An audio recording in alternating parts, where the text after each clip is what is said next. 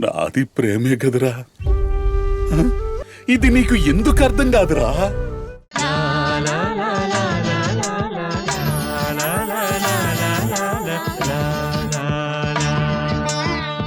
నిన్ను మా అందరికీ దూరం చేశాడు. ఎందుకమ్మా బాధపడతావు? దైవ నిర్ణయాన్ని ఎవ్వరూ కాదనలేవు. కొండంత పేరు తనకి రాసిపెట్టి ఆయుష్ మాత్రం కొంచెమే ఇచ్చాడు.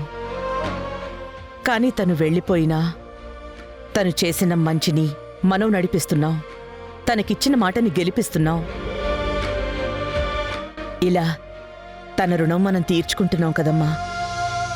అవునత్తయ్య, దక్ష వెళ్ళిపోయినా తన జ్ఞాపకం అనుక్షణం గుర్తొస్తూనే ఉంది. తాను చేసిన ప్రతి పని ఇప్పటికీ కళ్ళ కట్టినట్టు కనిపిస్తూనే ఉంది. మనిషిగా మన మధ్య లేకపోయినా మానసికంగా తను మనందరితో ఉన్నట్టే కదా. తన కూతుర్ని మీరు మీ కన్న కూతురు కంటే ఎక్కువగా పెంచారు. చెల్లెలి కూతురు మీద రుద్రాని ఎంత మమకారం పెంచుకుందో మీ కళ్ళతో మీరే చూస్తున్నారు కదా. ఇక జరగబోయేది మీరిచ్చిన మాట, దక్ష కోరిక.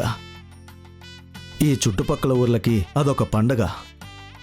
ఇంకెందుకత్తయ్య బాధపడతారు? రఘునాథాయ నాదాయ సీతాయ పతయే నమః. అమ్మా, హారతి తీసుకోండి.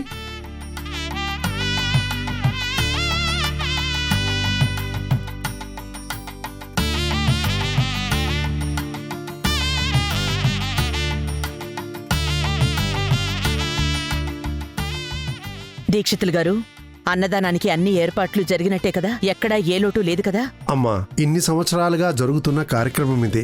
ఎవరైనా ఆకలి అంటే దక్షమ్మ చెల్లించిపోయేది.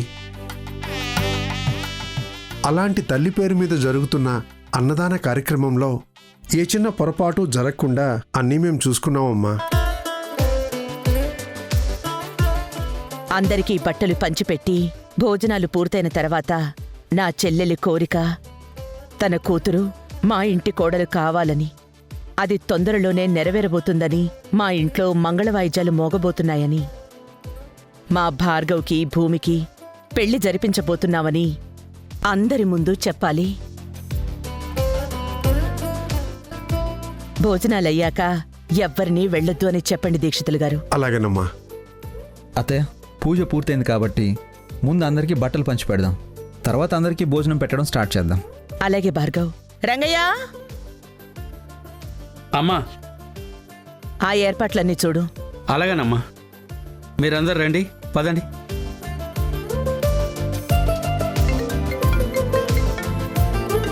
రుద్ర, కుముద ఫోన్ చేస్తుంది. మనతో గుడికి రాను అంది. ఇక్కడ పూజ జరిగిందో లేదో, అందరికీ బట్టలు పంచిపెట్టామో లేదో తెలుసుకోవాలనుకుంటుంది. మీరు మాట్లాడండి.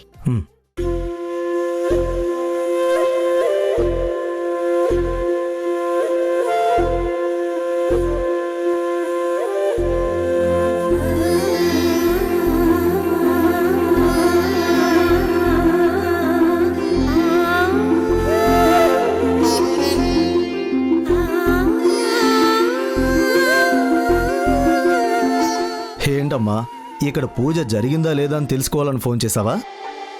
డాడ్, నేనేంటో తెలుసు కూడా మీరేంటి ఇలా అడుగుతున్నారు? మీ మమ్మీ అలాగే అనుకుంది, నాకు అలాగే చెప్పింది, అందుకే ఇలా అడిగాను. అసలు నేను చెప్పాలనుకున్నది ముందు మీరు వినండి. భూమి, నేను ఇంట్లోనే ఉంటాను, నేను గదిలో నుంచి బయటికి కూడా రాను అని పొద్దున్న అందరితోనూ అంతలా చెప్పింది కదా. అవును, తన గుడికి తీసుకురాలేదన్న కోపంతో మాట్లాడింది. తన కోపం వస్తే మనకొచ్చిన నష్టమేంటమ్మా? డాడ్, ముందు నేను చెప్పేది వినండి. తను కోపంతో ఉంటే నేను కూడా హ్యాపీగానే ఉండేదాన్ని, కానీ అసలు తను గదిలోనే లేదు.